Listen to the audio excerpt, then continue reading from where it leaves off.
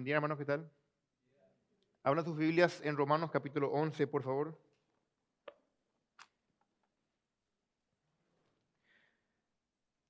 Continuamos en este capítulo 11. El domingo pasado estuvimos estudiando del versículo 1 al 10. Hoy vamos a mirar, si Dios permite, los versículos 11 al 24, que es una porción extensa de 14 versículos. Vamos a hacer el intento de entrar en el tiempo.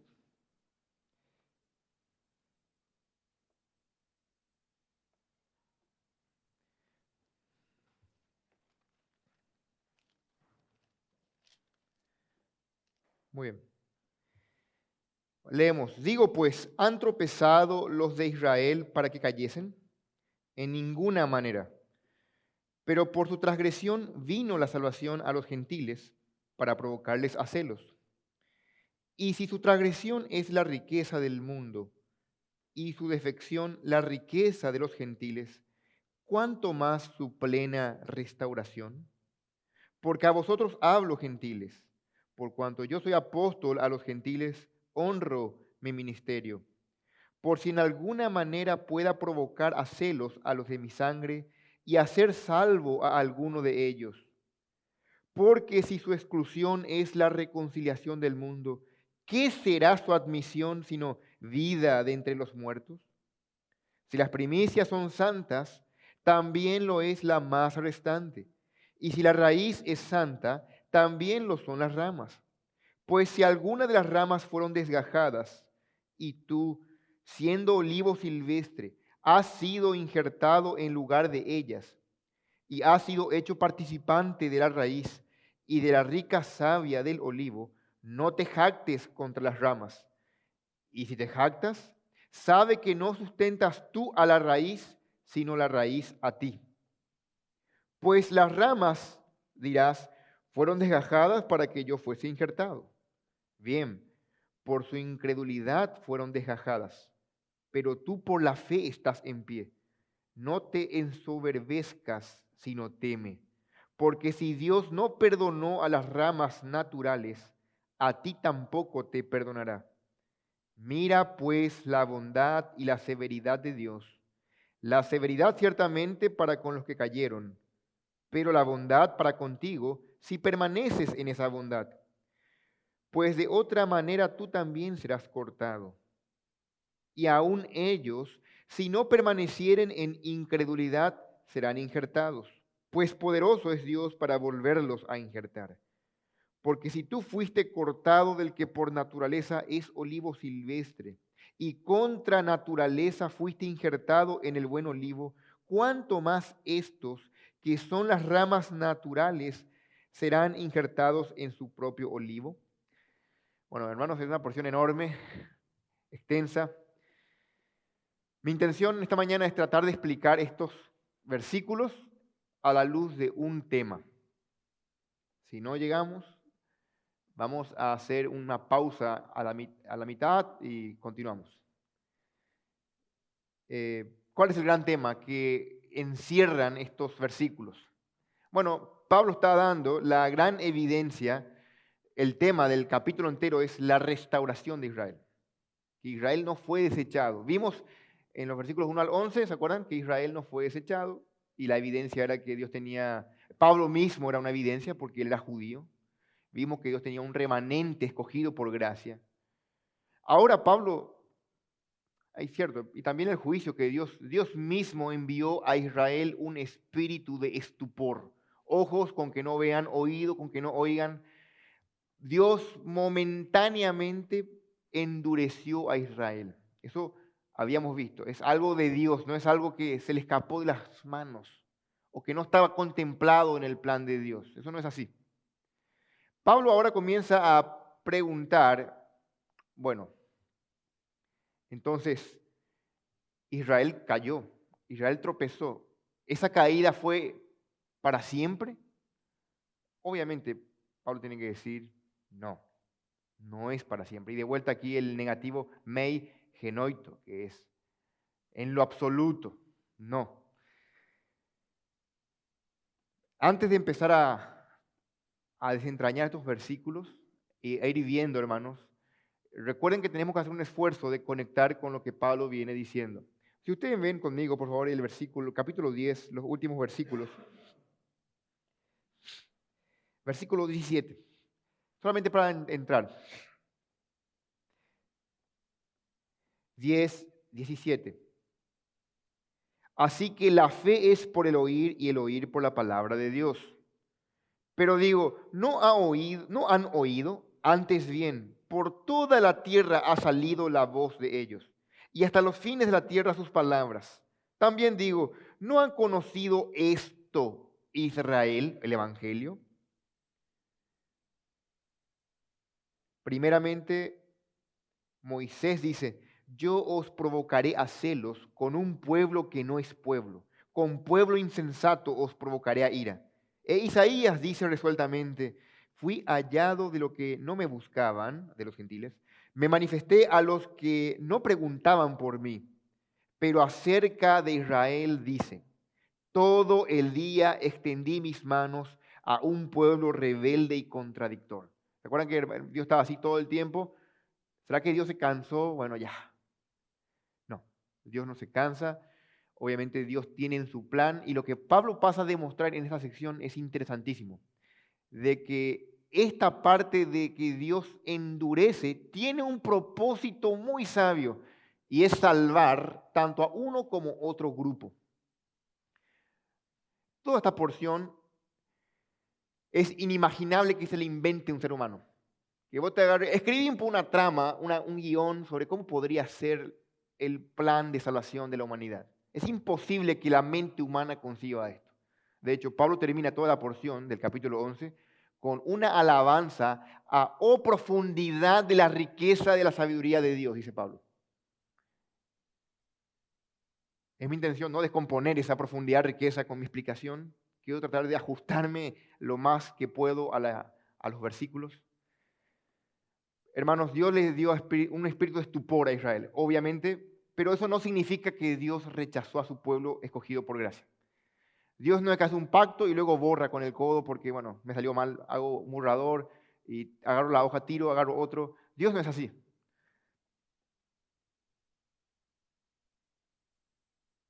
¿Qué es el grave rechazo, el grave tropiezo que ha tenido Israel? Obviamente Pablo entiende que el gran tropiezo, la piedra de tropiezo en la cual tropezaron, es Jesucristo. Israel no aceptó a su Mesías. De hecho, le mató a su Mesías. Y no solamente eso, sino que rechazó el plan de salvación mediante la fe. Los judíos rechazaron la salvación de la justicia de Dios por la fe. De modo que buscaron la suya propia. Y ese es el gran tropiezo del que Pablo hace referencia. Tropezaron y cayeron. No obstante, esto no trastorna en lo absoluto el plan de Dios. Quiero que recuerden cuál era el plan de Dios manifestado en el Antiguo Testamento. Dios tenía pensado salvar a la humanidad. Dios elige a un pueblo, a un hombre, y le promete hacer a este hombre de él una gran nación, Abraham. Haré de ti una gran nación, te engrandeceré. Y le da la promesa y hace el pacto abrahámico. Pero en el pacto abrahámico hay una cláusula donde Dios le dice que en ti serán benditas todas las familias de la tierra. Y ahí entramos nosotros, los gentiles, los no judíos. En el pacto de Sinaí, muchos años más tarde, cuando el pueblo de Israel, que sale poderosamente liberado por Dios de Egipto, con casi 2,5 millones de personas, estando ahí en el monte Sinaí, Dios le dice a su pueblo, ustedes son mi especial tesoro y ustedes van a ser un reino de sacerdotes y gente santa. El propósito era que Dios llegara a los confines de la tierra a través de Israel. Israel tenía que ser el misionero, tenía que ser luz a los gentiles. Pero ¿qué pasó? Israel no cumplió ese rol. Lejos de ser luz a los gentiles, Israel despreciaba a los gentiles. Ustedes sabían que ellos le llamaban perros. Y eso generó, obviamente, un odio recíproco. Israel hacia los gentiles y obviamente los gentiles hacia los israelitas. Solamente para destacar, Pablo no está hablando aquí en esta porción de individuos, sino en términos de grupos, de comunidades. El sermón esta mañana, hermanos, se titula El rechazo de Israel no es definitivo, sino temporal. Y se evidencia en 4 puntos. Vamos a ver 4 evidencias de que el rechazo de Israel no es definitivo. 4 evidencias que van del versículo 11 al versículo 24. Vamos a ver, el primero es, la primera evidencia de que Israel no fue rechazada es que Dios usa a los gentiles para provocar a celos a Israel. Dios usa la salvación de los gentiles para provocarlos a celos. Y ahí tienes que preguntarte, ¿para qué? ¿Para qué Dios quisiera provocar a celos? ¿Cuál es el propósito del celo? Vamos a estudiar eso, versículo 11 al 14. El segundo lugar, la segunda evidencia es, Israel no fue rechazado porque hay un pronóstico o una premonición, un pronóstico alentador de la restauración de Israel. Versículo 15. Vamos a estudiar enseguida. La tercera evidencia está relacionada con una metáfora del Antiguo Testamento, un par de metáforas, 2 ilustraciones, una agrícola y la otra ceremonial, para demostrar que Israel no fue rechazada. Y la cuarta y última evidencia de que el rechazo de Israel es temporal y no permanente es a la luz de una alegoría del olivo silvestre injertado, del cual Pablo hace uso para demostrar cómo es que los gentiles entran en el plan de Dios sin que Dios anule su promesa a Israel. Y esa es la parte más extensa en cuanto a versículos, porque Pablo tiene que dar y explicar la metáfora y la alegoría bastante larga, pero no obstante la explicación no. Vamos a entrar entonces de lleno en primer lugar. El rechazo de Israel no es definitivo, sino es temporal, y se evidencia en primer lugar porque Dios provoca a celos al salvar gentiles. ¿Está bien? Versículo 11. Digo pues, ¿han tropezado los de Israel para que cayesen o para que sean destruidos? En ninguna manera, dice Pablo. Y como les dije hace rato, este tropiezo se refiere a que Israel rechazó a su Mesías, mató a su Mesías y rechazó el plan de salvación por la fe. Y entonces ya fue Israel destruido. Este pueblo rebelde y contradictor que recibió el Evangelio, que de hecho de sus propios profetas mataron a sus profetas y no escucharon al Evangelio. ¿Ya no hay solución para ellos? En ninguna manera. Dice Pablo, pero, aquí está el contraste, por su transgresión vino la salvación a los gentiles para provocarles a celos.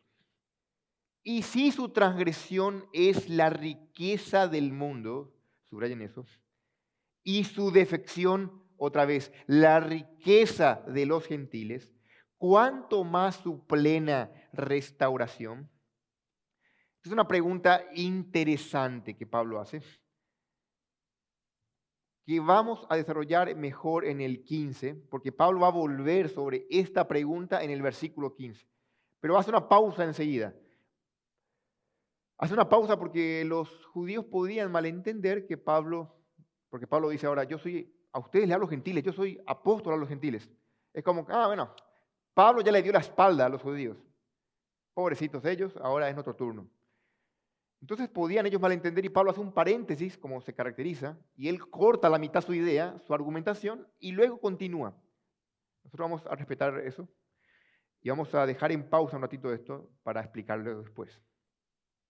Lo que sí podemos mencionar ahora mismo es que lejos de que esto sea una caída en picada de parte de Israel, recuerden, aquí estamos viendo desde la perspectiva divina, Dios obrando su plan, no que el hombre frustra o adelanta el plan. Lo que vemos es que todos los eventos, y Pablo hace una lectura teológica de la historia para explicarnos teología según él narra la historia, todo lo que pasó con Israel es una espiral ascendente.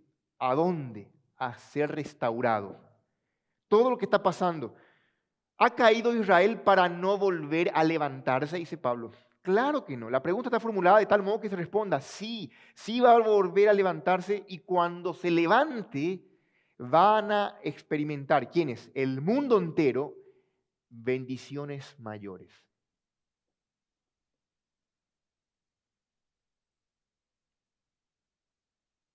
Hay como una secuencia en esto. Notaron casi todos los comentaristas que hay una secuencia en el pensamiento lógico de Pablo. Por ejemplo, primero, como consecuencia de la caída de Israel, como consecuencia de esta caída, vino salvación a los gentiles. Esta salvación de los gentiles provocó a celos a los de Israel para que también ellos sean salvos. Y la salvación de los judíos, la restauración de los judíos, causaría la salvación de un gran número de gentiles en el fin. Todo está apuntando escatológicamente al final de los tiempos, cuando la restauración de Israel logre el gran cometido que no logró cuando tenía que ser reino de sacerdotes y gente santa.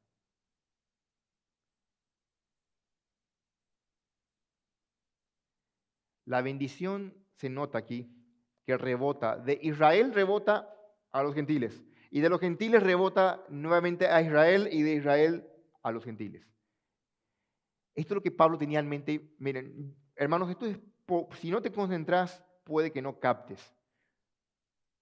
Pero Pablo está llegando a excavar profundo en la teología y demostrar qué profundo es el plan de Dios. ¿Cómo puede ser que Dios use mis errores para bendecir a otros? Dios está usando el tropiezo y el error de un pueblo para bendecir a otros, y al mismo tiempo, mientras que nos salva a nosotros, está usando esta salvación no como un fin en sí, sino como un medio para inducir a estos a que nos envidien, que tengan celos, dice la Escritura, para que ellos vengan también y deseen también arrepentirse y creer. Y lo van a hacer. Y cuando lo hagan, van a causar una bendición mayor. Gracias a su transgresión, la de Israel, ha venido salvación a los gentiles. Nosotros, hermanos, dice la Biblia, a los suyos vino y los suyos no le recibieron. Y ahí entonces entra el versículo 12. Mas a todos los que le recibieron, a los que creen en su nombre, les dio derecho de ser hijos suyos. ¿Por qué vos y yo estamos hoy aquí? ¿Por qué nosotros creemos el Evangelio? Increíblemente, porque Israel rechazó a su Mesías. Esta es una interesante interpretación de que Pablo hace. ¿Cuándo es que Israel rechaza? Bueno, no solamente al matar a su Mesías. Posterior a eso, los primeros cristianos, repetida y reiteradamente, predicaron el Evangelio a los judíos. Por ejemplo, solamente en Pablo, 4 ocasiones, el libro de Hechos, el doctor Lucas consigna en el libro de Hechos 4 rechazos reiterados de Israel del Evangelio. Pablo, por ejemplo, por citarle uno en Hechos, Pablo va y dice, era necesario que les anunciáramos la palabra de Dios, Pablo y Bernabé, primero a ustedes, dice Pablo. Como ustedes la rechazan y no se consideran dignos de la vida eterna, ahora vamos a los gentiles. Eso fue durísimo. La estrategia de Pablo era siempre irse primero a la sinagoga, siempre a los judíos. La salvación viene primero a los judíos. Pero ellos vez tras vez. Luego la segunda vez en Corinto y en Éfeso, luego en Éfeso y por último en Roma. Constantemente, reiteradamente rechazando el evangelio de los judíos. Pero en contrapartida y al mismo tiempo los judíos rechazan, los gentiles aceptan. 2 acontecimientos al mismo tiempo. Mientras que unos rechazan, otros aceptan. Y es terrible para una persona que está adiestrada en la palabra, que tiene conocimiento de las Escrituras, y alguien que por primera vez escucha, alguien tiene un corazón que se arrepiente, y este hombre con conocimiento rechaza.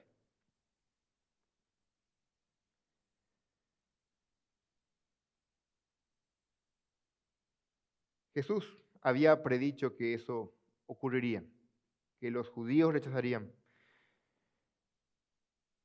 Pablo dice, porque a vosotros hablo gentiles, versículo 13. Por cuanto yo soy apóstol a los gentiles, honro mi ministerio.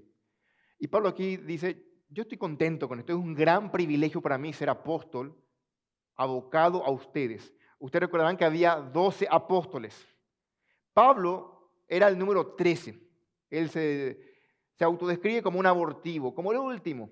Para ser apóstol, uno tenía que estar habiendo pasado un tiempo casi de 3 años con el Señor Jesucristo. Ser enseñado directamente por Él y ser enviado por Él mismo. Bueno, los 12 sí fueron, pero Pablo no. Pero encontramos en Gálatas que Pablo muestra que el Señor mismo estuvo con Pablo ahí en el desierto de Arabia enseñándole por un largo tiempo. Así que Pablo tenía las credenciales de ser un apóstol. Y un apóstol específico orientado a los gentiles, según ahí nos narra Hechos, capítulo 9, 26. Pero a pesar de que Pablo dice, yo honro mi ministerio, estoy contento de servirle a ustedes, quiero que entiendan, gentiles, que la salvación de ustedes no es un fin en sí. Cada vez que yo le predico el evangelio a ustedes, realmente es para esto. Lo que dice ahí, versículo 14. Por si en alguna manera pueda provocar a celos a los de mi sangre. Noten, hermanos, es importante notar que el propósito ministerial de Pablo es revelado aquí. ¿Cuál es el propósito de Pablo de predicar el evangelio a los gentiles? Provocar a celos a Israel, a los de su sangre, por si, y esto habla muy a título personal, Pablo, a ser salvo a alguno de ellos. Por si yo pudiera, con mi mínimo esfuerzo, lograr que aunque sea unos cuantos más se salven, dice Pablo. Este es un celo sano, provocar a celos. La idea es que cuando Israel vea las bendiciones redentoras que disfrutaban los creyentes gentiles, la reconciliación con Dios, el perdón, el amor, la paz, el gozo, la guía y la capacitación del Espíritu Santo, cuando Israel vea eso, Israel se le haga agua a la boca, yo quiero también eso. Israel entonces deponga su orgullo, se arrepienta y crea en Jesucristo. Así, provocados por el celo, se conviertan. Y noten que este es el plan de Dios y la estrategia de Pablo, provocar a celos a Israel. Israel actualmente se encuentra en bancarrota espiritual. Yo ya lo dijo en el versículo 9 y 10, que Dios les dio un espíritu de estupor, o sea, en un estado de coma. Ellos no reaccionan ahora mismo. Mientras que los creyentes gentiles y también algunos judíos, los que creen, gozan de toda bendición espiritual. Están enriquecidos con toda bendición espiritual en lugares celestiales. Hoy Israel entonces está caído, hermanos, ¿cierto? Hoy Israel no es la nación de Dios que debería ser. Hoy Israel es un pueblo rebelde, contradictor, está en coma, no reacciona a las escrituras. Muchos de ellos son ateos.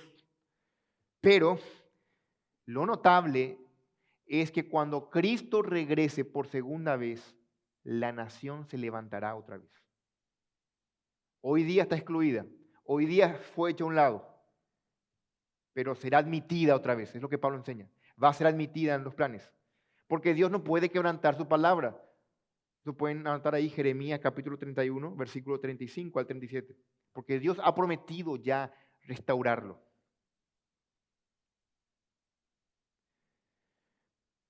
¿Qué ha logrado Dios con endurecer a Israel?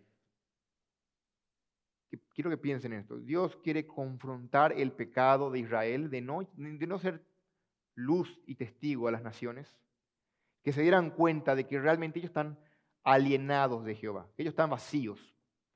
Y esa perspectiva les lleve a arrepentirse y a humillarse, para que agarren o se aferren creyendo en la salvación que ahora mismo está ofrecida a los gentiles. Es decía un teólogo, una de las grandes ironías de la historia es la relación que tiene el pueblo de Dios con el resto de la humanidad, los gentiles, los judíos versus los gentiles. Y decía este hombre, el antisemitismo no nace de la nada. El antisemitismo nace cuando un pueblo quisquilloso se aparta del resto, odiando al resto, generando el mismo odio.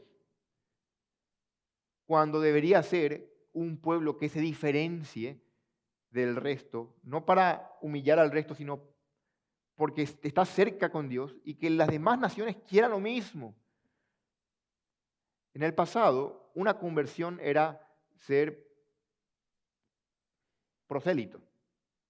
De hecho, hubieron algunos que se convirtieron al judaísmo por justamente, ¿cómo hacían? Bueno, ellos tenían que hacer un bautismo como un señal de arrepentimiento, el judío tenía que circuncidarse, guardar la ley, porque ellos decían, el Dios de los israelitas es el verdadero Dios, y se convertían entonces al judaísmo, se llamaban prosélitos. Pero de vuelta, ese pequeño grupo que se convirtió quizás se explique mejor con el trabajo fiel del remanente, como habíamos visto ya. Siempre Dios, a pesar de que tenía un pueblo rebelde y contradictor, siempre Dios mantuvo un remanente escogido por gracia. Volviendo al tema de que el antisemitismo, y noten esto, es un salto enorme de pasar, escuchen, de sentir un desprecio terrible hacia los gentiles a sentir un celo santo de querer ser como ellos. Y miren la sabiduría de Dios. Dios endurece a Israel para que dejen de tener desprecio de los gentiles y por el contrario sientan celo, un celo santo, de desear lo que ellos tienen. Qué sabiduría la de Dios. Y esto es un salto cualitativo.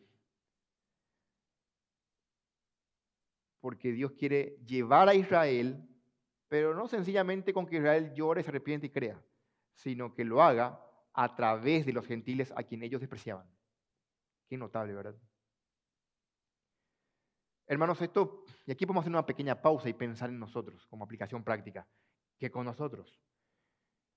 Si esto es así, porque la palabra lo dice, que Dios tiene en mente salvar y producir celos en los judíos, ¿realmente tu vida generaría, si un judío mirara tu vida cristiana, sería movidos a celos?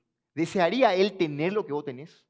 ¿Vería él el gozo de la salvación en tu vida? ¿Vería él una comunión ardiente con Dios? Las bendiciones, la guía del Espíritu, una sabiduría rebosante, una paz que emana de tu rostro? ¿O qué vería? Tristemente, muy poco del amor de Dios, muy poco de la justicia de Cristo vería, ¿verdad? Tenemos que hacer mea culpa y hacer un análisis. ¿Qué ven en nosotros los demás? No solamente los judíos, podemos pensar en tu compañero de trabajo. ¿Ven los otros un testimonio de vida que genere ganas de ser como nosotros?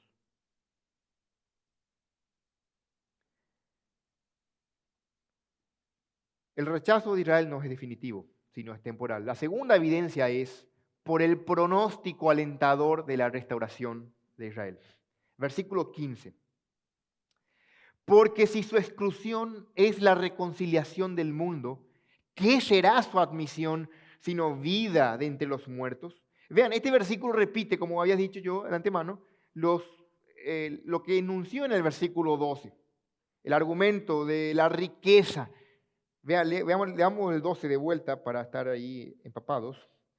Y si su transgresión es la riqueza del mundo y su defección o su rechazo, la riqueza de los gentiles, ¿cuánto más su plena restauración? Dice el 12, versículo 15, porque si su exclusión, vean, que Israel he dejado a un lado, es la reconciliación del mundo, ¿qué será su admisión sino vida de entre los muertos?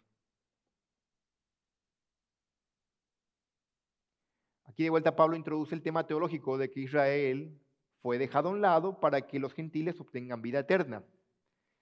Y al hacerlo, los judíos se han movido a celos y en un momento dado Israel de vuelta se ha restaurado y cuando esta restauración ocurra hay una comparativa. Escuchen, si el rechazo y la caída de Israel provocó salvación, ¿qué va a ser? Dice Pablo.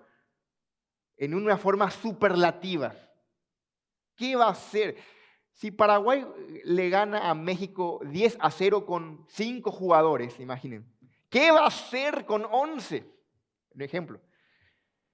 Si Dios bendijo al mundo con la redención a través de la caída, ¿qué va a hacer a través de la restauración? Es la pregunta de Pablo. Esto apunta al final de los tiempos, al milenio, cuando Cristo venga a reinar por 1000 años y ocurra la restauración de todas las cosas. Permítanme darle un ejemplo que sea muy gráfico. Ustedes conocen la historia del profeta Jonás. Bueno, la experiencia de Jonás puede servirnos bastante para explicar esto. Jonás, que era el representante de Israel, era un profeta. Tenía una orden, ir a predicar a Nínive. ¿Él qué hizo? Huyó, se fue a Tarsis, tomó un barco se fue a dormir. Vino una gran tormenta. Y los marineros, pobrecitos, no sabían lo que estaba pasando, así que cada uno clamaba a su Dios. Jonás se despierta porque viene el capitán, dormilón, despertate, vení, orá a tu Dios y ve qué pasa. Porque estos marineros entrenados se daban cuenta que estas olas no eran normales. Esta tormenta era anormal, parecía la furia de los dioses. Así que Jonás dice, por mi culpa ustedes están sufriendo esto. Hagan esto, tómenme y échenme al mar, y el mar se os aquietará. No, ¿cómo vamos? Háganme caso. ¿Qué hicieron los marineros? Le pidieron perdón a Dios y le echaron al mar a Jonás. ¿Y qué pasó? El mar se aquietó y hubo grande bonanza. La caída de Jonás, el juicio contra Jonás, provocó una salvación para esta gente, estos marineros. Ahora bien, Jonás no fue muerto. Dios envió un pez, como Uber, que se vaya directo y que le lleve a Nínive. Y devolvió a Jonás a Nínive. ¿Y qué hizo? Dios le restauró a Jonás. ¿Y qué logró Dios con su restauración? La salvación completa de una nación. Jonás predica de mala gana, así camino de 3 días, se iba predicando, no sé de qué forma, con qué ánimo, pero predicó y luego se sienta a esperar el juicio de Dios. Pero todos, y ahí el texto bíblico exagerando, incluso los animales se arrepienten. Dios perdona a la nación de Nínive. Ahora esta ilustración, vean, puede demostrar. Lo que va a pasar es que cuando Israel cayó en incredulidad, el evangelio se expandió al mundo gentil y el mundo gentil creyó. Pero tampoco vemos una conversión masiva. Lo que se nos promete es, como dice aquí, ¿qué será sino vida de entre los muertos? Dice aquí Pablo, que en el futuro, y dice Apocalipsis, se van a levantar, Dios va a levantar a ese Israel salvo, 12,000 de cada tribu, los 144,000 que prediquen, y va a haber una salvación masiva por el trabajo de ellos. ¿Qué será la restauración de Israel sino vida de entre los muertos? Obviamente, si la caída fue bendición, la restauración será mucho más.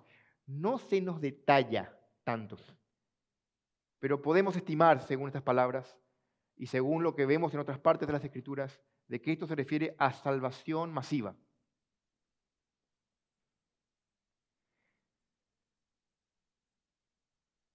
Como el Señor no pudo usar la fidelidad de Israel para traer riqueza a los gentiles, en lugar de eso tuvo que usar su defección. Qué notable. Y hermano, eso habla muy fuerte. O Dios te usa por las buenas o por las malas. Eso es lo notable de Dios. Dios no usó la fidelidad de Israel, bueno, usó su rechazo. Pero al fin de cuentas, Dios salió con la suya. Y la lógica de Pablo es, si un Israel infiel pudo traer salvación a los gentiles, mucho mayor será la bendición de su fidelidad. Claro que sí. Les leo un versículo en Zacarías 12:10. Cuando Israel reciba al Mesías, a quien rechazó, se cumplirá la promesa del Señor, dice Zacarías 12:10. Y derramaré sobre la casa de David y sobre los moradores de Jerusalén espíritu de gracia y de oración, y mirarán a mí, a quien traspasaron, dice el profeta.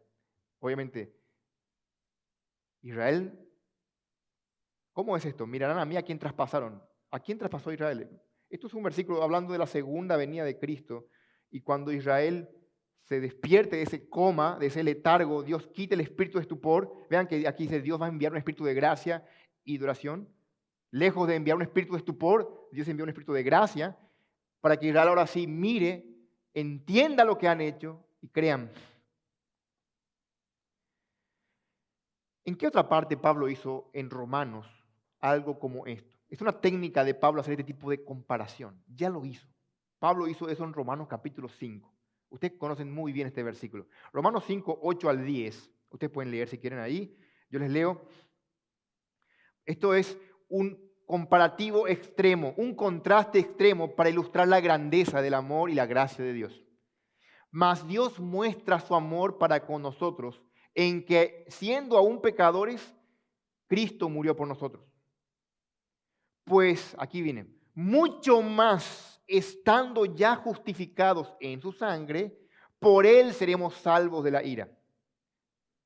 El argumento, porque si siendo enemigos fuimos reconciliados con Dios por la muerte de su Hijo, mucho más estando reconciliados seremos salvos por su vida. Noten ahí el mucho más. Si un Salvador que murió pudo salvarnos, ¿cuánto más un Salvador que vive para siempre y que reina? Permítanme seguir leyéndoles algunas citas del Antiguo. Zacarías 13:1, por ejemplo, dice, en aquel tiempo habrá un manantial abierto para la casa de David y para los habitantes de Jerusalén, para la purificación del pecado y de la inmundicia. Y el capítulo 14 dice, después de eso, Jehová será rey sobre toda la tierra. En aquel día Jehová será uno y uno su nombre. Y no habrá nunca más maldición. Y todos los que sobrevivieren de las naciones subirán de año en año para adorar al rey, a Jehová de los ejércitos. Nosotros no vemos que esto esté ocurriendo hoy. Esto es una promesa futura cuando Cristo venga a instalar su reino. Que será restaurado todas las cosas y Cristo será adorado. Vean, qué bendición para el mundo. Cuando Jesucristo establezca su reino en la tierra, Israel reinará con él y a través de él y se convertirá en un testigo fiel, cosa que hoy no es. Ese fue siempre el propósito de Dios, que Israel fuese un testigo fiel de su palabra. Y Cristo, como el verdadero israelita, gobernará desde el trono de David, como Dios prometió a David. El tema de los 144,000 está en Apocalipsis 7:4. Eso, si quieren tomar nota. Lo que sí es que en Apocalipsis 7:9, porque estos testigos van a predicar y van a ganar una gran cantidad de gente, una gran masa de gente, y es el versículo 9. Una gran multitud, la cual nadie podía contar, de todas naciones, tribus, pueblos, lenguas, que estaban delante del trono, y en la presencia del Cordero, vestidos de ropas blancas y con palmas en las manos. Una gran cantidad, una conversión masiva. Así que, hermanos, el fruto de la plena restauración de Israel será a escala mundial.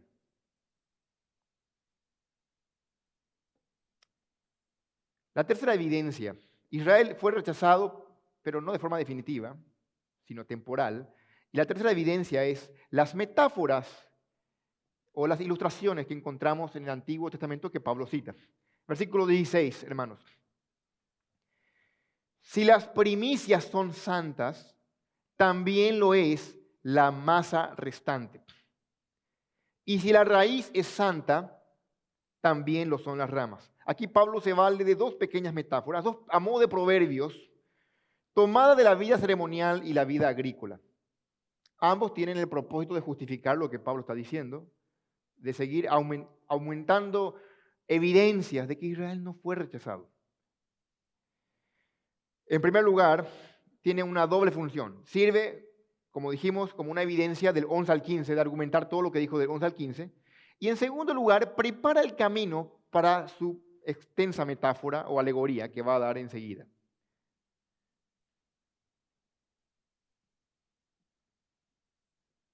Las dos ilustraciones recalcan para los gentiles la situación especial que tiene Israel en el plan de Dios. Si las primicias son santas, también lo es la masa restante. ¿Qué son las primicias? Eran los primeros grupos. Mira, en la cosecha anteriormente, en el Antiguo Testamento, los primeros frutos eran consagrados a Dios.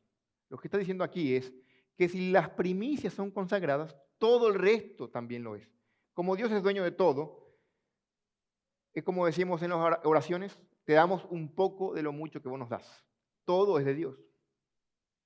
Obviamente está haciendo mención acá a Israel. La masa restante es Israel. Las primicias, tanto como la raíz, la primicia y la raíz, apuntan a los patriarcas, Abraham, Isaac y Jacob. Esto quitamos del contexto inmediato, si pueden mirar el 11:28. Así que en cuanto al Evangelio son enemigos por causa de vosotros, pero en cuanto a la elección son amados, ¿por qué? Por causa de los padres. Aquí está. La raíz, si la raíz es buena y sabemos que Abraham fue fiel, Abraham fue creyente, el creyente Abraham. Y si la raíz es buena, también lo es las ramas.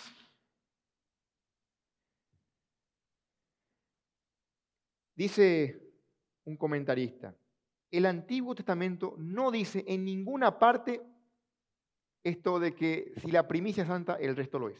No dice en ninguna parte. Pablo está haciendo aquí una interpretación teológica, tomando prestado dos versículos, Números 15 y Levítico 19. Y a la luz de estos dos versículos, Pablo concluye esta verdad que tenemos ahora, de que tanto como si la raíz es santa, también lo son las ramas. Si las primicias santas, también lo son la masa restante. En otras palabras, Dios no puede rechazar a su pueblo porque de hacerlo rechazaría también a los patriarcas. Eso no tendría ningún sentido.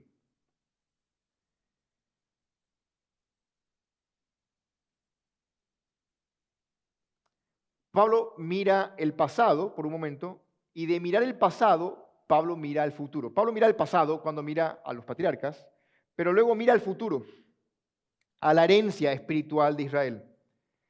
Y estas ilustraciones refuerzan ese argumento de que Dios, hermanos, no ha terminado sus tratos con Israel. Escuchen, Israel no fue tirado al bote de la basura. Ya explicamos, pero Pablo está sumando argumentos. La idea básica es que cuando Dios acepta una parte, santifica el resto. De aquí se toma también prestado, dice Cranfield, la idea de que, por ejemplo, cuando en un matrimonio una esposa es creyente y el marido no, la esposa santifica el matrimonio y como que trae un manto protector por la familia gracias a la fe de la mujer. Básicamente, a pesar de que la Israel incrédula se apartó y fue terca, obstinado a lo largo de los milenios, sigue siendo el pueblo porque descienden del linaje de Abraham y Dios, a pesar de que individualmente van a tener que rendir cuentas estos incrédulos y van a pagar un precio, como nación no ha sido rechazada. La nación, escuchen hermano, no malinterpreten, no es que, bueno, esta gente fue incrédula, igual se va al cielo. No estoy diciendo eso.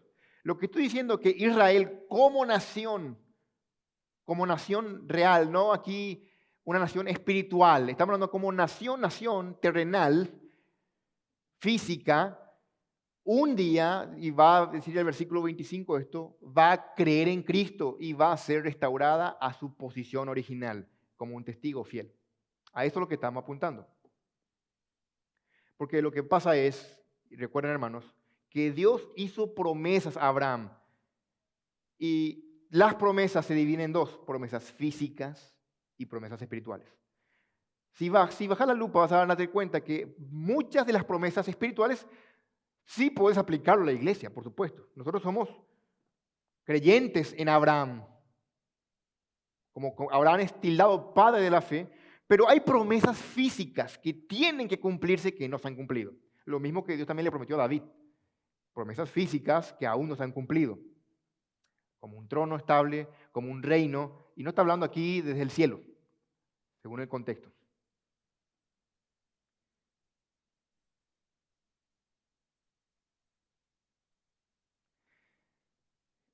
Incluso el amilenarista John Murray, un destacado milenarista, él mismo, quien no cree en un reino literal de 1000 años sobre la tierra, por el contrario, él cree que el trato de Dios con Israel ya terminó cuando rechazaron a Cristo. Incluso él, este hombre que es un erudito, no puede resistir el poder de la verdad que Pablo aquí resalta.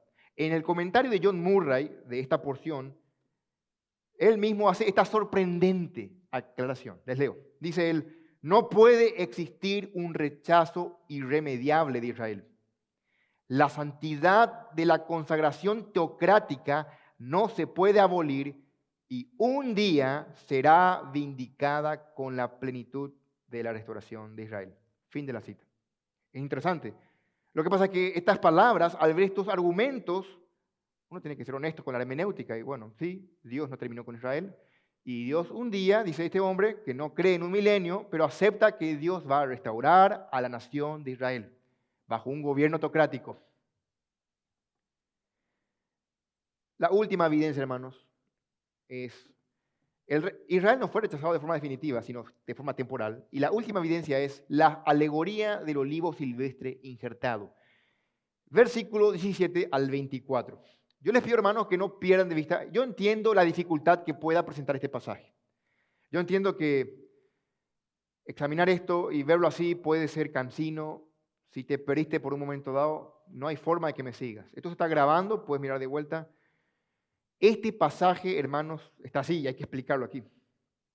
Vamos a hacer el intento de explicar lo más simple posible.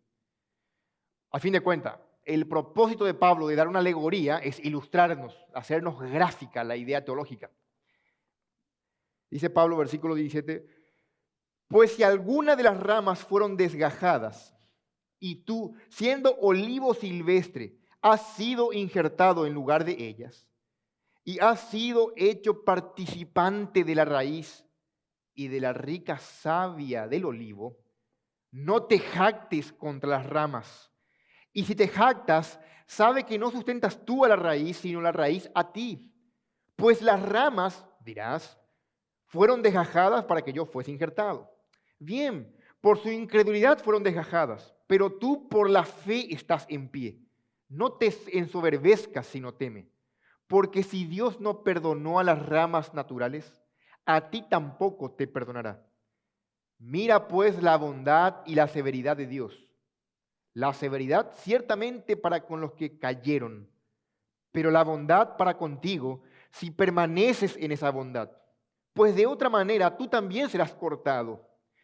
Y aún ellos, hablando de Israel, si no permanecieren en incredulidad, en el caso de que ellos dejen esa incredulidad, serán injertados, pues poderoso es Dios para volverlos a injertar.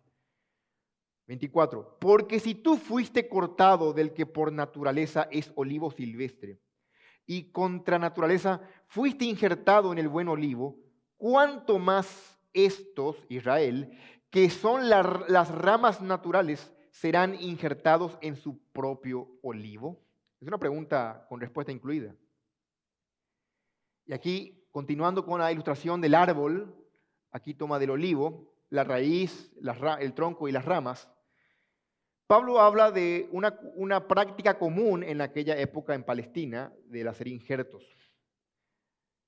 El olivo se cultiva mucho en toda Palestina y se acepta normalmente, tanto como la vid, se acepta como un emblema de Israel. Al enseñar Pablo aquí con esta ilustración que los gentiles no estaban en el plan de Dios, fueron incluidos en el plan de Dios a modo de injerto. Todos entendemos lo que es un injerto. Es agarrar, cortar una rama de pera y poner en un árbol de manzana. Yo qué sé, la gente hace mucho este tipo de cosas. Y lo que Pablo dice es, tomó un olivo silvestre y lo insertó en el buen olivo, que es Israel, Pero también, al mismo tiempo, al hacerlo, también desgajó algunas ramas. Dios cortó y podó algunas ramas. Noten eso. Para entender mejor, nosotros no somos agricultores, no somos horticultores, no tenemos idea de cómo tenían ellos. Los olivos son, hermanos, árboles que pueden vivir cientos y cientos de años. El problema es que a medida que se hacen viejos estos árboles, cada vez son menos productivos, cada vez dan menos frutos. Por lo que lo que tiene que hacerse es cortar ciertas ramas defectuosas e insertarlas, hacer los injertos que de algún modo revitalicen a la planta para que den fruto. Qué interesante. Porque Jesús advirtió acerca de esto en Mateo 21, yo les leo, Mateo 21, 43. Jesús había advertido a su pueblo Israel diciendo: por tanto os digo que el reino de Dios será quitado de vosotros y será dado a gente que produzca los frutos de él. Noten eso.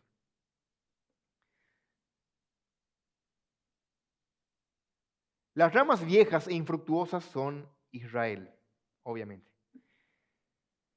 Las ramas infieles, improductivas, tienen que ser reemplazadas, tienen que ser cortadas y tienen que, aparte de eso, tiene que ser revitalizado la planta con injertos.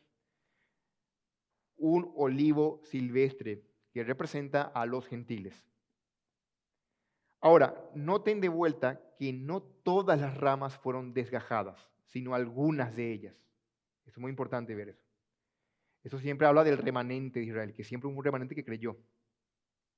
Muchos judíos creyeron, de hecho, el primer siglo probablemente fue mayormente judío. El primer siglo, el siglo ahí en Jerusalén, la iglesia, el mayor número de cristianos fue probablemente judío al principio. Luego se desbalanceó y hoy día, obviamente, todo el cristianismo casi gira en torno a un pueblo gentil. Notable que después de dar esta ilustración, que es muy entendible, viene por primera vez en no sé en cuánto tiempo, de que yo recuerde, en Romanos, imperativos. Hay 3 imperativos consecutivos que Pablo da aquí. El primero es: no te jactes contra las ramas, hermanos. Y si hay un imperativo es porque probablemente ya en aquel entonces había una actitud negativa hacia los judíos creyentes, o quizás hacia los judíos. Pablo dice: no te jactes, no te enorgullezcas contra los judíos, contra las ramas aquí. Y si te jactas, dice Pablo, sabe que no sustentas tú a la raíz. O sea, la promesa que Dios le hizo a Abraham, de que en él serían benditas todas las familias de la tierra, sino que la raíz, o sea, la promesa hecha a Abraham, es la que sustenta nuestra fe, sino que la raíz te sostiene a ti. Ninguno de nosotros, hermanos, ni los judíos ni los gentiles somos la fuente de la bendición. La fuente es Dios. Y la salvación es por gracia. Nunca es meritoria. Todo hombre, ya sea judío o gentil, se salva, y ya demostró Pablo, por la gracia, por medio de la fe, a través de la gracia de Dios, de la obra de Cristo. El problema es que increíblemente tenemos esta tendencia racista de nosotros querer distinguir uno de otro. Vemos a un pecador que tiene cara de pecador y vemos a otro que tiene cara de bueno. Nosotros distinguimos a un pecador empedernido de un pecador religioso. Eso era común, incluso en la época de Cristo. El fariseo y el publicano. El problema es que ambos están muertos en delitos y pecados. Espiritualmente son lo mismo. Pero nosotros tenemos a hacer acepción de personas. Tenemos a hacer clasificaciones. Y Pablo, sabiendo eso, da aquí: no te jactes, no tengas esa actitud inapropiada contra este pueblo, porque es el pueblo de Dios, a pesar de que ahora está en rebeldía. Es más, si nos ponemos a pensar, nosotros somos bendecidos gracias a que ellos fueron temporalmente rechazados. Yo recuerdo, hermano, que cuando yo empecé un curso hace unos años atrás, muchos años atrás, yo estaba trabajando en un puesto de trabajo y me estaban capacitando para ser cobrador. Y me dieron una lista de los morosos a quien tenía que llamar. yo comencé a playarme, esta gente, cómo lo que va, qué gente más. Y comencé dentro mío, obviamente, joven ahí, impetuoso. Y viene mi jefe y me dice con tanta sabiduría, me dice, gracias a que hay esa gente, vos tenés trabajo. Me quedé pensando, ¿cierto? O sea, es gracias a los morosos que los cobradores tenemos trabajo, dije yo dentro mío. Es cierto. Y hermano, básicamente Pablo quiere que ellos entiendan que si los gentiles somos ahora salvos, es porque los judíos han rechazado. Tenemos que entender y no perder de vista para mantenernos a raya y no pisar el palito. Abre tu Biblia, por favor, un ratito en Gálatas, capítulo 3, versículos 6 al 9. Esto había Pablo explicado a la iglesia en Galacia hace unos años atrás. Esta es probablemente la primera epístola del Nuevo Testamento escrita. Y Pablo le dice así: así Abraham creyó a Dios y le fue contado por justicia. Sabed, por tanto, que los que son de fe, estos son hijos de Abraham. Y la Escritura, previendo que Dios había de justificar por la fe a los gentiles, dio de antemano la buena nueva a Abraham, diciendo: en ti serán benditas todas las naciones. De modo que los de la fe son bendecidos con el creyente Abraham. Hasta allí, fin de la cita, fin del versículo. 6 al 9. ¿Quiénes son bendecidos? Los que son de la fe. Sean judíos o sean gentiles. Ya vimos que Israel, en el capítulo 10, la fe es por el oír y el oír por la palabra. ¿Y no sabía esto Israel? Claro que lo sabía, pero Israel lo rechazó. ¿Y qué pasó? ¿Es Dios un fracasado que eligió un pueblo así? No. Dios mismo le envió un espíritu para que no crean. Dios mismo le envió un juicio de estupor temporalmente. Pero la incredulidad de Israel ya estaba contemplada desde los hechos. Ya Isaías profetizó que no iban a creer en su anuncio, que no iban a creer en el Mesías. Ya estaba contemplado que iba a haber dos venidas, la primera y la segunda de Cristo. No fue un plan B, siempre es el plan A. Ahora, a pesar de todo que Pablo dice, no te ensoberbezcas, y si por si acaso te llegas a ensoberbecer, recordá de dónde viene tu salvación. A pesar de todo esto, es increíble, Pablo anticipó con su genialidad nuevamente, a pesar de la caridad con que había expuesto esto, que habría algunos de sus lectores que se iban a empeñar para rebatirle con una mala actitud. Versículo 19. Pues las ramas, dirás tú, ¿verdad? Bueno, ellos fueron desgajados por su injerto. Ellos fueron desgajados para que yo fuese injertado. Y Pablo dice, bien, por su incredulidad fueron desgajadas, pero tú por la fe estás en pie.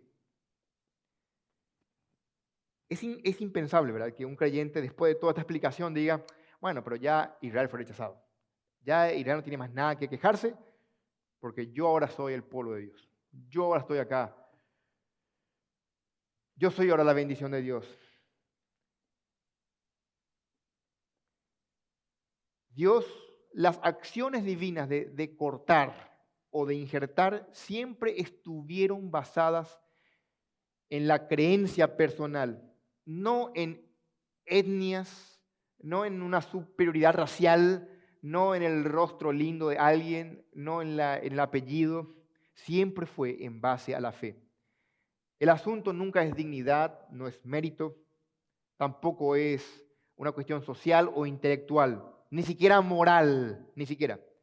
Siempre, hermanos, es fe. Sin fe es imposible agradar a Dios.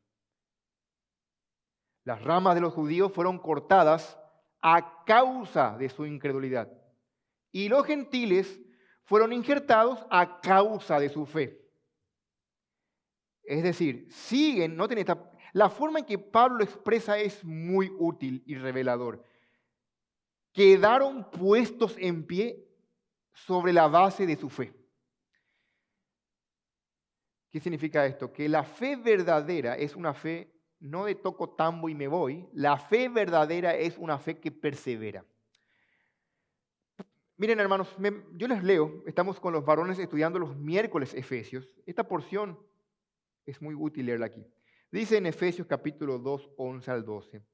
Por tanto, acordaos que en otro tiempo vosotros, los gentiles, en cuanto a la carne, erais llamados incircuncisión por la llamada circuncisión hecha con mano a la carne. En aquel tiempo, escuchen, en el tiempo en que todavía la salvación no estaba para nosotros, estábamos nosotros, hermanos, sin Cristo, alejados de la ciudadanía de Israel y ajenos a los pactos de la promesa, sin esperanza y sin Dios en el mundo. Es importante recordar de dónde venimos.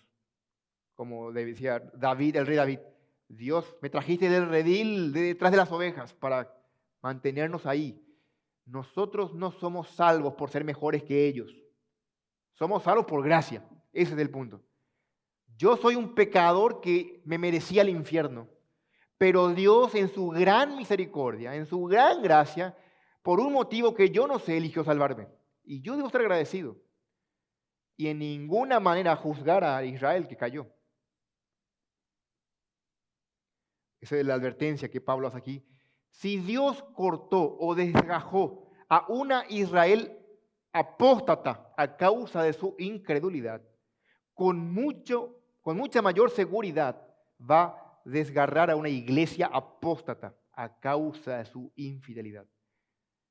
Hoy día hay muchas iglesias que se llaman ser iglesias, pero que no pregonan el evangelio, que no predican el evangelio. Hay una advertencia severa. Si el pueblo del pacto, Israel, Dios nos ponderó y para hacerla a un lado, ¿cuánto más nosotros que ni siquiera pertenecíamos al pacto? Versículo 22. Mira, tercer imperativo, mira pues la bondad y la severidad de Dios. Estos son atributos, hermanos, que están en equilibrio.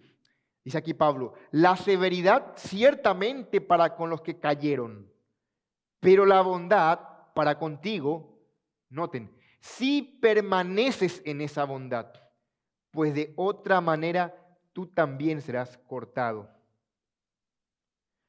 Pablo mira ahora al pasado y ve a Israel que cayó. Y lo cayó explicando por su incredulidad, porque no creyó. Y ahora en base a eso Pablo se da la vuelta y habla de la bondad. Aquí hablo de la severidad en base al pasado y Pablo ahora mira al futuro, tu futuro, en base a la bondad de Dios. Y te dice, mira pues la bondad y la severidad de Dios, dice Pablo. La severidad hacia el pasado, mira cómo Dios castigó ya a alguien a una nación entera que le rechazó. Pero la bondad, futuro, si es que permaneces en esa bondad. Aquí Pablo habla de la verdadera fe, como dijimos, la fe que persevera. La verdadera fe no da el brazo a torcer, no se rinde, no deja de creer. Se caracteriza siempre por la continuidad. De aquí hay una doctrina que se llama la perseverancia de los santos. Y eso autentica o da la autenticidad de que hubo una conversión genuina. Porque la Biblia también habla de que hay muchos creyentes de título. Muchos me dirán en aquel día, Señor, Señor, en tu nombre. Y le dirá al Señor, nunca os conocí. Apartaos de mí, malditos. No todo el que ora, no todo el que reza, no todo el que tiene una Biblia o que viene a una iglesia es un creyente. Vemos muchas sillas vacías. Espero que sea por el tema del Día de la Madre. Espero que estas sillas vacías sea por enfermedad. Pero tristemente tenemos que decir que hay muchas sillas de personas que tuvieron fe o dijeron tener fe hasta el punto de bautizarse, pero hoy no están. Dice aquí, teme. Tenemos que temer realmente porque con Dios no se juega. Dios nos salva por herencia, porque mis padres fueron creyentes, yo también me voy a salvar. Dios salva de trato individual, aunque aquí Pablo está hablando, como dijimos, de una forma comunitaria. Permítame esta cápsula. Vos tenés que dar cuenta individualmente ante Dios. Como iglesia somos juzgados comunitariamente, como iglesia. Inclusive en Apocalipsis yo le dice, procurad hacer las primeras obras, o si no vendré a ti y quitaré el candelero de su lugar.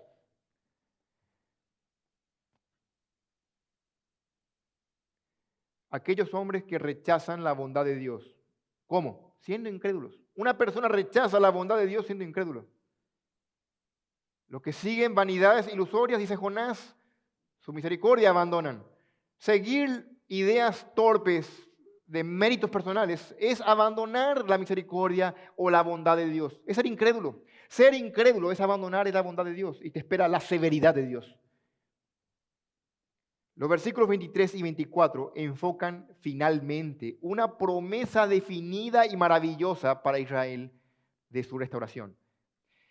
Dice 23, y aún ellos, hablando de Israel, si no permanecieren en incredulidad, noten ese sí, ese condicional.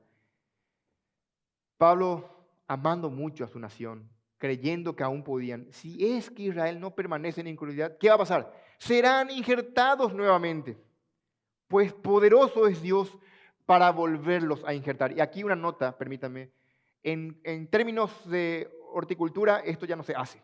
Que vos corte una rama, tire, y después de un tiempo venga y inserte de vuelta, eso no se hace. Pero Pablo dice, pero Dios sí es poderoso para volverlo a hacer. Ciertamente, estas ramas fueron cortadas, pero si ellos creen, se arrepienten, Dios es poderoso para volverlas a injertar. Recuerden, Pablo tiene en mente la restauración de Israel. Pues poderoso es Dios para volverlos a injertar. 24.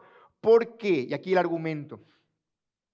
Si tú, otra vez el incondicional, si tú fuiste cortado del que por naturaleza es olivo silvestre, y noten esta frase, contra naturaleza fuiste injertado en el buen olivo, Pablo tenía conocimiento, porque hay muchos comentaristas liberales que critican a Pablo diciendo, Pablo, pobrecito, qué ignorante. Por esto, este hombre era un hombre de oficina, decían por Pablo, porque de horticultura, de árboles, no sabía nada. Porque no se puede injertar, decían, un olivo silvestre en un buen olivo. Lo que se hacía era al revés, un buen olivo en un olivo silvestre, pero nunca al revés. Recientemente, y aquí cito a John Stott, citando a Richard Ramsay, que se han encontrado evidencias de que sí se hacía este tipo de injertos. Y la idea era como revitalizar la planta, que ya estaba en decadencia. Independientemente de esto, Pablo sí tenía conocimiento, porque Pablo dice, fue injertado contra natura. Y Pablo pregunta, si nosotros, que no teníamos nada que ver con el pacto de Dios, fuimos salvos por gracia, ¿cuánto más Israel, escuchen hermanos, no sería salvo por gracia? Y noten que el que está hablando es Pablo. Pablo es el mejor ejemplo de salvación por gracia. Pablo era un judío israelita, perseguidor, celoso, perseguidor de la iglesia. Arrestó y mató a muchos cristianos. Y sin embargo, Pablo fue salvo y fue convertido de asesino a predicador a los gentiles. De exterminador de la iglesia a ser fundador, plantador de iglesias. Qué notable el cambio que la gracia produce en un hombre. Y Pablo dice, yo mismo soy un ejemplo, que yo soy judío, que yo fui esto. La gracia de Dios puede, Dios es poderoso para hacer ese tipo de cambios. Y Dios puede, hermanos, y claro que va a hacer, tocar el corazón de su pueblo para que crea. Y lo que va a pasar es el resto del capítulo, enfocar cómo va a suceder eso, hablando de la salvación futura de la nación de Israel.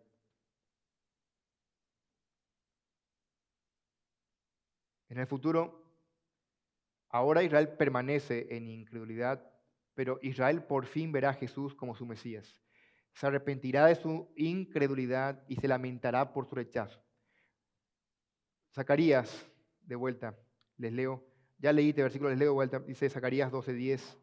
Y derramaré sobre la casa de David y sobre los moradores de Jerusalén espíritu de gracia y de oración, y mirarán a mí, a quien traspasaron, y llorarán como se llora por hijo unigénito, afligiéndose por él como quien se aflige por el primogénito. Van a llorar por lo que hicieron. Se van a arrepentir. No sabemos cuándo. El día y la hora de la segunda venida nadie sabe. Pero está prometido y Dios es un Dios que honra su palabra. Dios es poderoso para volverlos a injertar. Estamos en tiempos de la iglesia apóstata, estamos en tiempos difíciles, donde los hombres aman más los deleites que a Dios. El amor de muchos se enfrió. La falsa doctrina se esparce como hongos y la sana doctrina es resistida. Los oídos de muchos se amontonan para oír falacias. Nosotros vemos los tipos de leyes que están siendo promulgadas.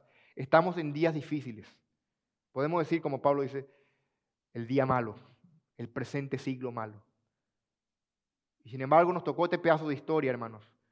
Y no olvidemos que a diferencia de Israel, nosotros por gracia hemos aceptado lo que Israel rechazó, el Evangelio. Cuando vos ves esto, puedes decir, qué glorioso Evangelio. Yo espero que en esta mañana en esta iglesia podemos nosotros todos decir, hemos abrazado el Evangelio por gracia. Somos salvos por la gracia de Dios, no en base a nuestros méritos.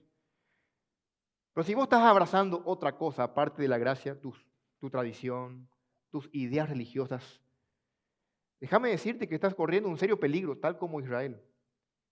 Pero a pesar de que a Israel como nación se le promete restauración, en tu caso particular quizá no tengas el privilegio de ser restaurado, quizá no te alcancen los años para ver tal cosa. Porque el problema nuestro es nuestra fragilidad. Tenemos muy pocos años de vida.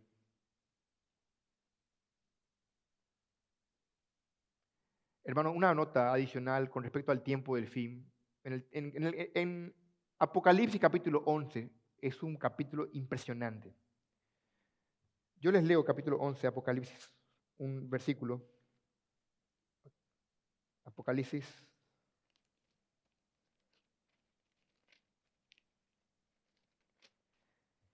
11:1. Entonces me fue dada una caña semejante a una vara de medir, y se me dijo, levántate y mide el templo de Dios y el altar y los que adoran en él.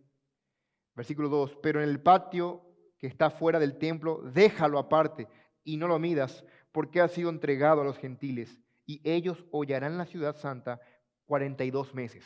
Aquí está hablando del tiempo de la tribulación. Dios le pone límites a su pueblo y bueno, esto es dejar a los gentiles. Los gentiles son dejados fuera en esa época. La mayoría de los gentiles se oponen a Dios en esa época. Aunque algunos van a ser salvos, siempre un remanente pequeño va a recibir a Cristo, va a ser salvo, las naciones como naciones van a ser incrédulas y se van a oponer. Aquí se revela en este capítulo la identidad, bueno, no se revela, se nos cuenta que vendrán dos testigos, los dos testigos que van a hablar. Ellos son llamados los dos olivos y los dos candeleros que están en pie delante de Dios en la tierra. Y es claro que ellos van a hablar el Evangelio y van a ser los promotores del cambio, porque en esta época Dios envía testigos y Dios quita el velo de Israel, Dios quita el espíritu y Israel comienza a escuchar. Obviamente se va a consumar todo en la segunda venida de Cristo.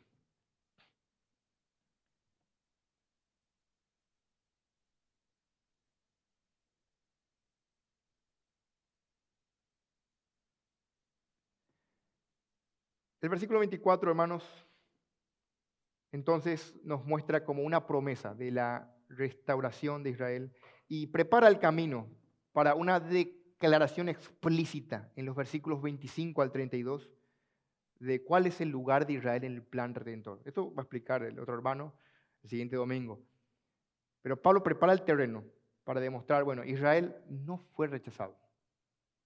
Israel fue endurecido, pero fue temporalmente, no definitivamente. Israel va a ser restaurado, compone los versículos siguientes. Vean, hermanos, hemos visto esta mañana esta verdad que está contenida en estos 14 versículos que hemos examinado. Dios no ha desechado a su pueblo. Hemos visto varias cosas. Podemos destacar algunas en términos prácticos. Pablo dice allí, no te ensoberbezcas, sino teme. Esto que Pablo dice, no te enorgullezcas, sino anda con temor. ¿De quién? De Dios. Es la norma del cristiano. Conducíos en temor todo el tiempo de vuestra peregrinación. Si en algún momento llegamos a sentir que somos alguien o que somos algo, estamos mal. No estamos dentro de lo que se espera de un creyente manso, humilde. Dios detesta al orgulloso, resiste al soberbio, da gracia al humilde.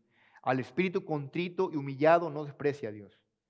Que Dios quiera que seamos una iglesia humilde y que considere, miren, a lo largo si vos lees un libro de historia del cristianismo, vas a encontrar horror y espanto de la actitud de los cristianos hacia Israel. En la época de Calvino, Lutero, lastimosamente, estos hombres brillantes cometieron errores tocantes a este tema. A pesar de que los comentarios del Calvino, vos lees una maravilla de la interpretación de este pasaje, mandaron matar judíos.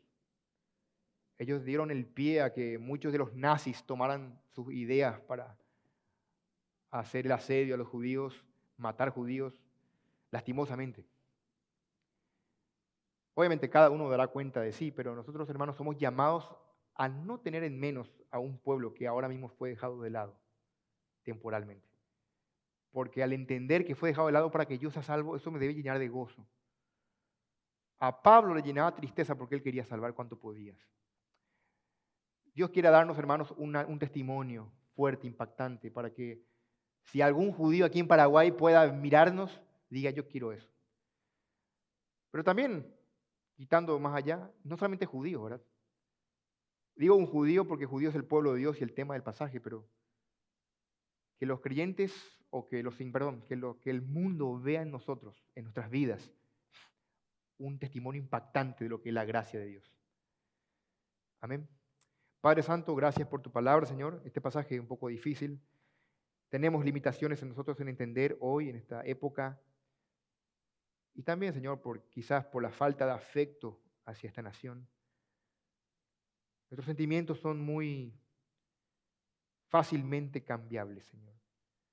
Pero entendemos que hay un lugar especial para esta nación en tu corazón. Entendemos que tú no has dejado para siempre de lado a Israel, sino que ellos siguen dentro de tu plan. Permítenos ser una iglesia humilde que acepte ese plan y por el contrario, Señor, nosotros vivamos vidas que impacten de tal modo que si algún judío en este tiempo ve nuestras vidas, se arrepienta y venga a ti, Señor, en arrepentimiento y fe. Permíteme tener este testimonio, Señor, que te glorifique a ti. Gracias por tu palabra en Cristo Jesús. Amén.